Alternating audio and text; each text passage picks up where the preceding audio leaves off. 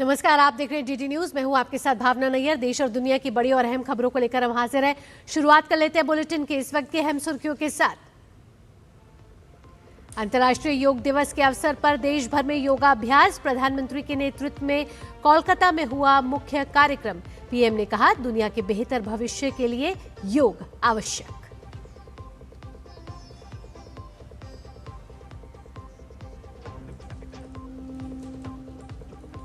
प्रधानमंत्री नरेंद्र मोदी ने 3 नौसैनिक जहाजों को किया कमीशन। स्वदेशी रूप से डिजाइन और निर्मित हैं तीनों पोत। पीएम ने कहा, भारत की बढ़ती आत्मनिर्भरता की यात्रा।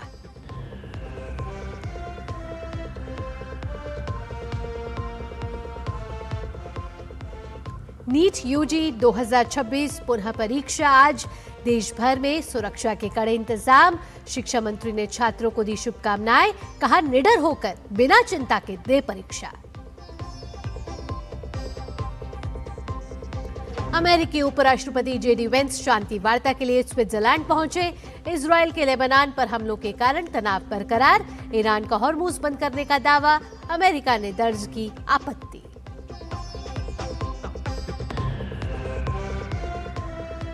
और फीफा वर्ल्ड कप में जर्मनी ने आइवरी कोस्ट को हराकर नॉकआउट में जगह बनाई। नीदरलैंड्स ने स्वीडन को बुरी तरह हराकर राउंड ऑफ 32 के करीब पहुंचने की बनाई राह।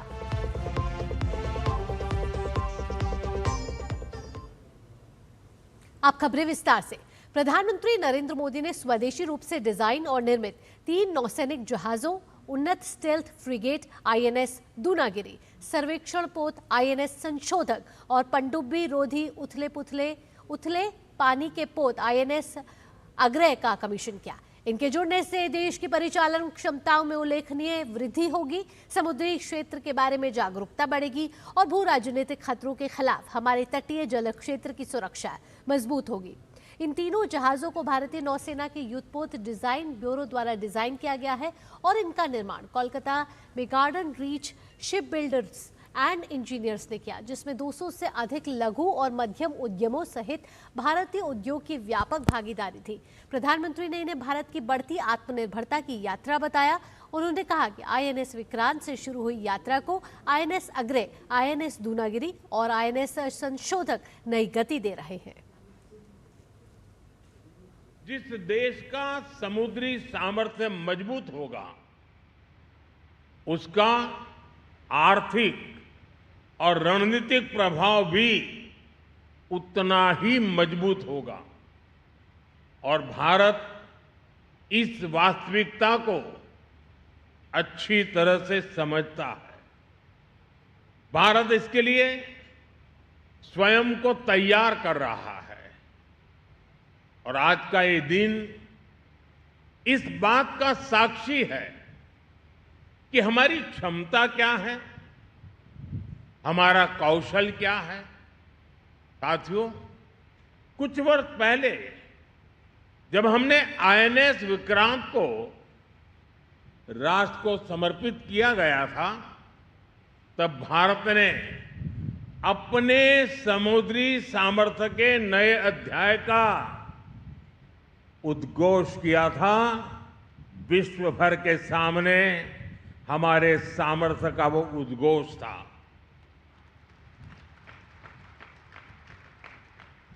आईएनएस विक्रांत से लेकर आज तक की यात्रा केवल नए युद्धपोतों की यात्रा नहीं है, यह भारत की बढ़ती आत्मनिर्भरता की यात्रा भी है।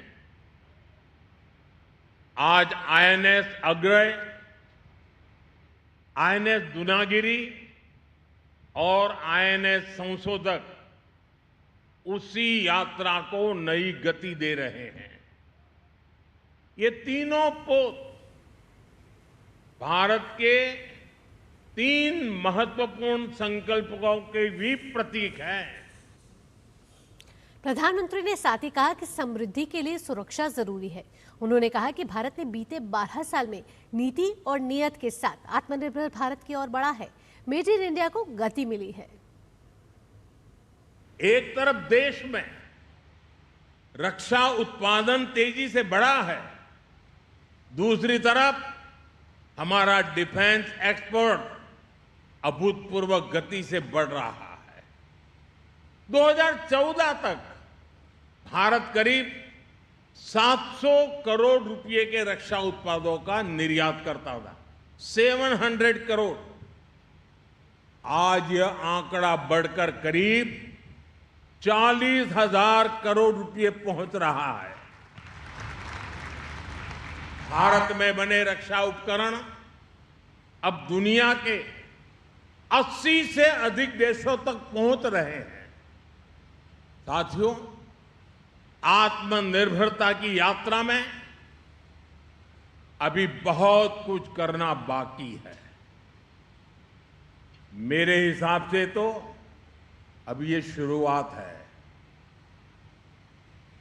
लेकिन 12 साल में जो प्रगति हुई है वो ये बताती है कि जब नीति स्पष्ट हो, जब दिशा ठीक हो, जब साथ साथ मिलकर काम करें, तो देश में कितना बड़ा परिवर्तन हो सकता है।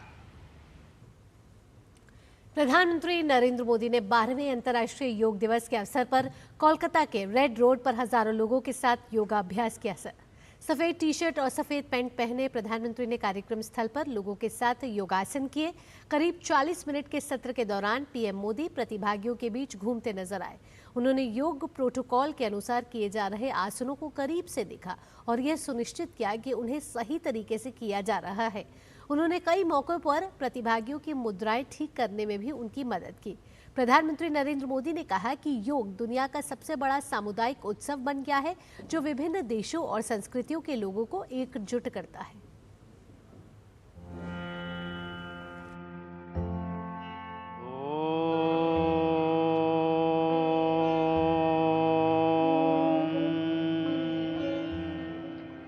इक्कीस जून का ये दिन पृथ्वी के कुछ भूभाग पर साल में सबसे लंबी अवधि का दिन होता है और अंतर्राष्ट्रीय योग दिवस के कारण 21 जून का ये दिन विश्व के सबसे बड़े सामूहिक उत्सव का दिन भी बन गया है।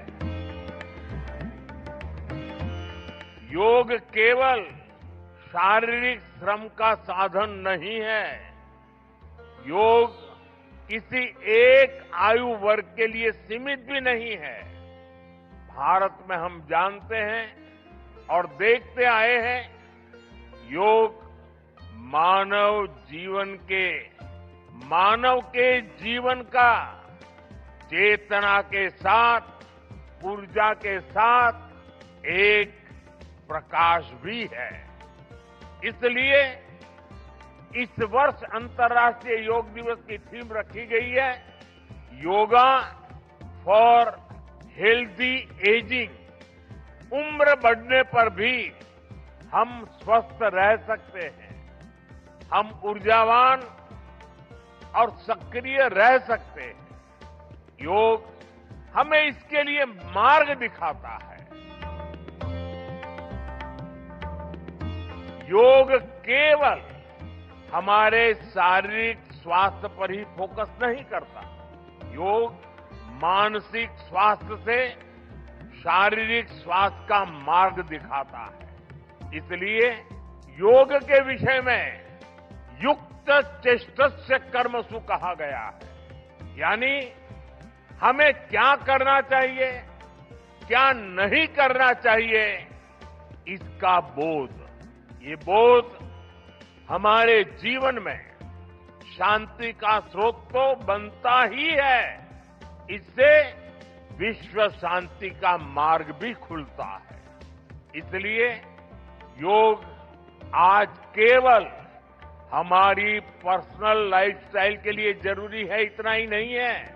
योग दुनिया के बेहतर भविष्य के लिए एक आवश्यकता भी है।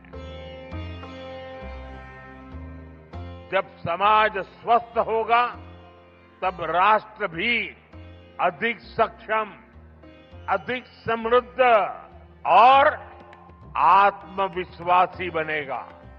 मैं सबके लिए कामना करता हूं, सर्वे भवन्तु सुखिनः, सर्वे सन्तु निरामया। आप सभी को अंतर्राष्ट्रीय योग दिवस की बहुत बहुत शुभकामनाएं, बहुत बहुत धन्यवाद।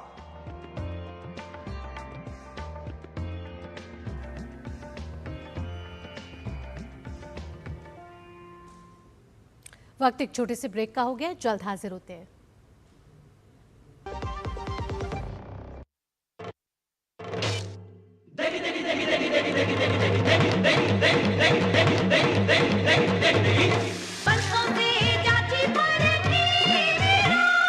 MDH की देगी मिर्च, देगी मिर्च का तड़का, अंग अंग फड़का। MDH की देगी मिर्च।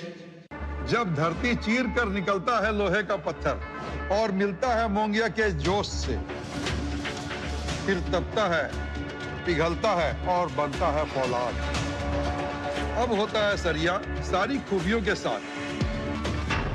मोंगिया स्टील, मजबूत देश का मजबूत सरिया। पढ़ता है, खेलता है, झूलता उछलता है, दौड़ता कभी कभी दौड़ कराता है, आगे आगे बढ़ता है इंडिया, अमूल दूध पीता है इंडिया। ब्रेक के बाद आपका स्वागत है। अंतर्राष्ट्रीय योग दिवस पर योग करने के लिए राष्ट्रपति द्रौपदी मुर्मू जबलपुर के गैरिसन ग्राउंड पहुंची, जहां उन्होंने योगाभ्यास किया। उनके साथ राज्यपाल मंगूभाई पटेल और मुख्यमंत्री डॉक्टर मोहन यादव भी मौजूद रहे। मध्य प्रदेश के जबलपुर में आयोजित मैं देश विदेश में सक्रिय सभी योग साधकों को अंतर्राष्ट्रीय योग दिवस के अवसर पर हार्दिक शुभकामनाएं देती हूँ। आज हम यहाँ भारत की उस महान परंपरा का उत्सव मना रहे हैं जिसने मानवता को स्वस्थ, संतुलित और सार्थक जीवन का मार्ग दिखाया। योग शब्दों का शाब्दिक अर्थ है जोड़ना। ये व्यक्ति को स्वयं से, समाज को प्रकृति से तथा संपूर्ण मानवता को व्यापक विश्व चेतना से जोड़ने का सशक्त माध्यम है। भारत सरकार योग को जन जन तक पहुंचाने के लिए योग शिक्षा, अनुसंधान, प्रशिक्षण तथा जनजागरण के क्षेत्र में निरंतर कार्य कर रहे हैं। सभी देशवासियों से ये संकल्प लेने का आग्रह करते हूँ, ये योग को अपने दैनिक जीवन का अभिन्न अंग बनाएंगे। उपराष्ट्रपति सीपी राधाकृष्णन अंतर्राष्ट्रीय योग दिवस के मौके पर लेह में आयोजित योग कार्यक्रम में शामिल हुए। उन्होंने लेह में सिपुतुक फुटबॉल स्टेडियम में आयोजित सामूहिक योग कार्यक्रम में हिस्सा लिया। उपराज्यपाल विनय कुमार सक्सेना ने भी उनका साथ योग किया। इस मौके पर उपराष्ट्रपति ने कहा कि योग एक ऐसी पद्धति है जो शरीर को पोषित करती है, मन को शांत करती है और आत्मा को ऊपर उठाती है। हमें योग को मिली इस मान्यता पर विशेष गर्व है।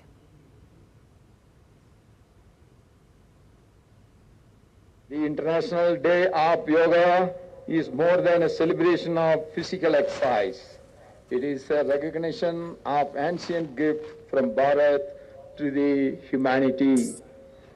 Our rishis and munis, through years of meditation, austerity and spiritual inquiry, developed a holistic system that nurtures the body, calms the mind, and elevates the soul. We are especially proud that the global recognition of yoga, Honorable Prime Minister Sriman Narendra Modi ji has called upon the international community to adopt a day for yoga, describing it as a gift of India to the ancient, from the ancient tradition of India to the globe. आज अंतर्राष्ट्रीय योग दिवस के अवसर पर प्रधानमंत्री कार्यालय सेवा तीर्थ में भी योग का विशेष आयोजन किया गया। प्रधानमंत्री के प्रधान सचिव डॉक्टर पीके मिश्रा के नेतृत्व में पीएमओ, राष्ट्रीय सुरक्षा परिषद सचिवालय और कैबिनेट सचिवालय के अधिकारियों एवं कर्मचारियों ने सामूहिक योगाभ्यास किया। कार्यक्रम के दौरान सभी अधिकारियों और कर्मचारियों ने सामूहिक रूप से विभिन्न योगासन और प्राणायाम किए। योग के माध्यम से स्वस्थ जीवन शैली और मानसिक संतुलन का संदेश दिया गया। योग दिवस के इस आयोजन में बड़ी संख्या में अधिकारी और कर्मचारी शामिल हुए। साथ ही स्वस्थ और फिट भारत के संकल्प को दोहराया गया। केंद्रीय गृह मंत्री अमित शाह ने अहमदाबाद में 12वें अंतर्राष्ट्रीय योग दिवस कार्यक्रम में हिस्सा लिया। अहमदाबाद के प्रहलाद नगर गार्डन में लोगों के साथ उन्होंने योगाभ्यास किया। साथ ही इस अवसर पर रक्षा मंत्री राजनाथ सिंह ने भी योग दिवस पर आयोजित कार्यक्रम में योगाभ्यास किया। तो तमाम बड़े केंद्रीय मंत्री ने अंतर्राष्ट्रीय योग दिवस पर योगाभ्यास कर एक बड़ा संदेश यहाँ से दिया, जहां शारीरिक स्वास्थ्य के साथ मन की शांति और मानवता का संदेश यहाँ से जाता हुआ देश के अलग अलग राज्यों में केंद्रीय मंत्री मौजूद रहे, जहां लोगों के साथ मिलकर योगाभ्यास किया गया। शारीरिक व्यायाम के साथ ध्यान भी किया गया। केंद्रीय मंत्री पीयूष गोयल ने मुंबई में अंतर्राष्ट्रीय योग दिवस 2026 पर आयोजित सामूहिक योग कार्यक्रम के दौरान योगाभ्यास किया। उन्होंने स्वस्थ जीवन के लिए लोगों से योग को अपनाने की अपील की।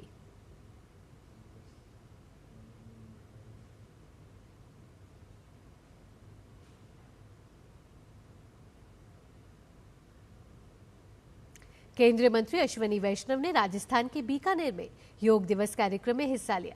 उन्होंने करणी सिंह स्टेडियम में आयोजित कार्यक्रम में सैकड़ों लोगों के साथ योगाभ्यास किया। केंद्रीय मंत्री ने इस मौके पर लोगों को संबोधित भी किया।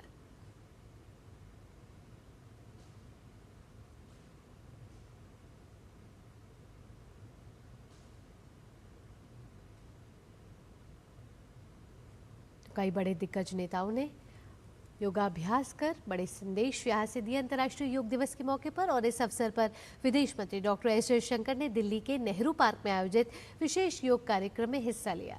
इस दौरान उन्होंने विभिन्न योगासन और प्राणायाम के साथ ही लोगों को नियमित योग अपनाने का संदेश दिया। कार्यक्रम में बड़ी संख्या में विदेशी मूल के लोगों ने भाग लिया और योग के माध्यम से स्वस्थ जीवन शैली को बढ़ावा देने के लिए संकल्प किया। नेहरू पार्क में आयोजित इस कार्यक्रम में उत्साह और ऊर्जा का माहौल देखने को मिला। योग दिवस के मौके पर देश भर में कई स्थानों पर विशेष कार्यक्रम आयोजित किए गए, जिनमें लोगों ने बढ़ चढ़कर हिस्सा लिया। गुवाहाटी में अंतर्राष्ट्रीय योग दिवस 2026 पर सामूहिक योग कार्यक्रम का आयोजन किया गया। केंद्रीय वित्त मंत्री निर्मला सीतारमण और असम के मुख्यमंत्री हेमंत बिस्व शर्मा ने इस कार्यक्रम के दौरान योगाभ्यास किया। तो ये तस्वीरें गुवाहाटी की, जहां वित्त मंत्री निर्मला सीतारमण और सीएम हेमंत बिस्व शर्मा के साथ लोगों ने योगाभ्यास किया। और देश भर से ये तस्वीरें आज आ रही हैं, जहां अंतर्राष्ट्रीय योग दिवस देश में नहीं पूरी दुनिया में मनाया जा रहा है। और अगर कहें, देश इस समय योग में हो गया है। लोकसभा अध्यक्ष ओम बिरला, भाजपा सांसद रविशंकर प्रसाद और राज्यसभा के उपसभापति हरिवंश अंतर्राष्ट्रीय योग दिवस 2026 पर नई दिल्ली में आयोजित एक सामूहिक कार्यक्रम में शामिल हुए। इस मौके पर लोकसभा अध्यक्ष ने अपने संबोधन में कहा कि जब मन अशांत हो तो उस समय मन को शांत रखने के साथ साथ धैर्य, संतुलन और हमारे दिनचर्या को बेहतर बनाने के लिए भी योग आज की आवश्यकता बन चुका है। इसलिए आज हमें योग को हमारी दिनचर्या का हिस्सा बनाने का प्रयास करना चाहिए। इससे हम संतुलित और बेहतर निर्णय ले पाएंगे। आज ये योग दुनिया के अंदर, सभी देशों के अंदर व्यक्ति के जीवन को स्वस्थ, संतुलित, धैर्य और आत्मचिंतन के साथ उसका जीवन स्वस्थ रहे, ये योग आज पूरी दुनिया का उत्सव बन चुका है। उत्तर प्रदेश के मुख्यमंत्री योगी आदित्यनाथ अंतर्राष्ट्रीय योग दिवस 2026 पर झांसी किला मैदान में आयोजित सामूहिक योगाभ्यास कार्यक्रम में शामिल हुए। इस अवसर पर मुख्यमंत्री योगी आदित्यनाथ ने कहा कि महारानी लक्ष्मीबाई के इस किले के प्रांगण में आयोजित अंतर्राष्ट्रीय योग दिवस की पूरे प्रदेशवासियों को हृदय से बधाई देता हूं।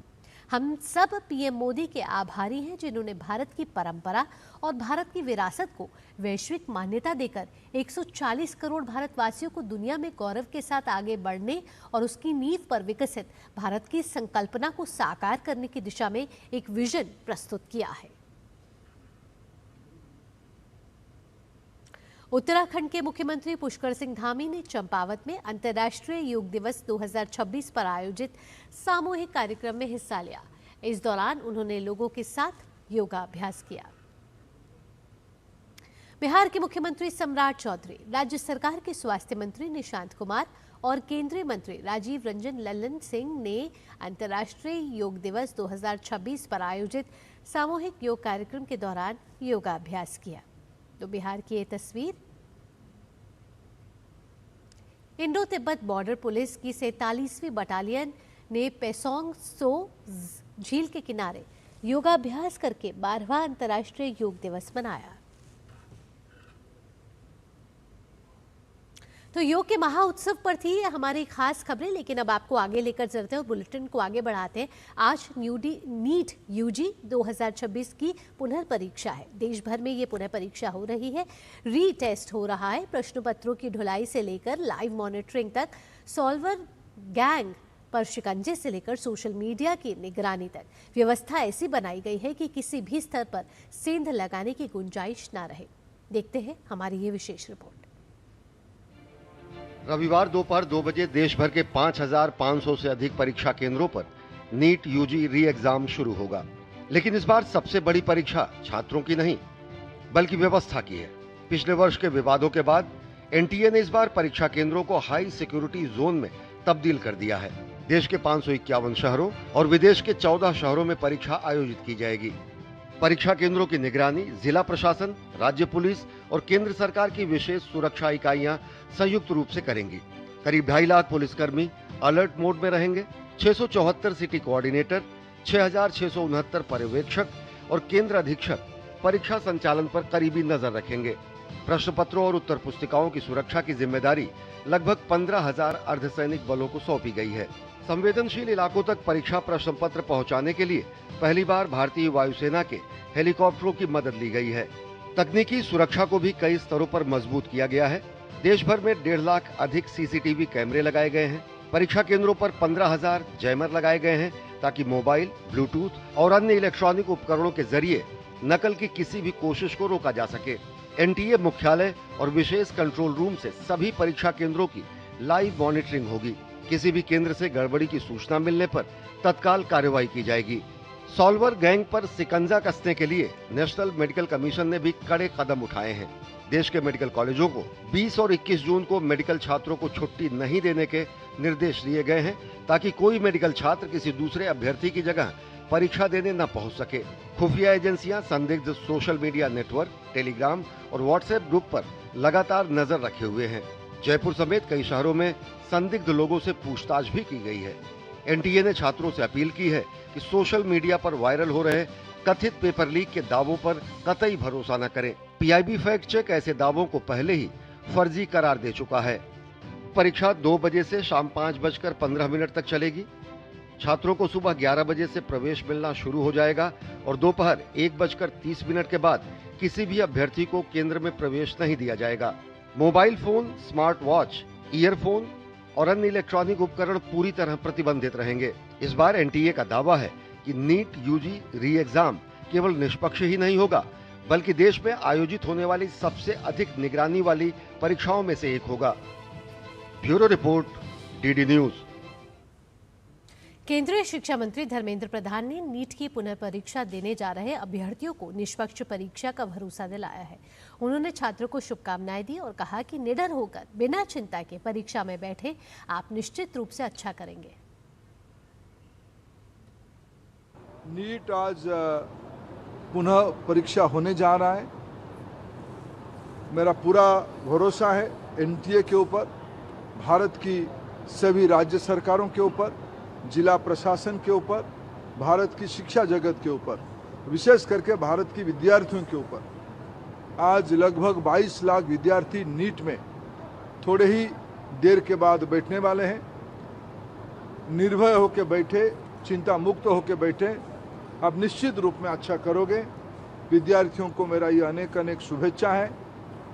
भारत की व्यवस्था पे उनकी भरोसा है और आज भी भरोसा रहेगा। ये अटूट भरोसा बना रहे, ये मेरे उनको अपेक्षा रहेगा और शुभेच्छा रहेगा। इसी के साथ इस बुलेटिन में इतना ही। देखते रहिए डीडी न्यूज। दीजिए अनुमति। नमस्कार। है।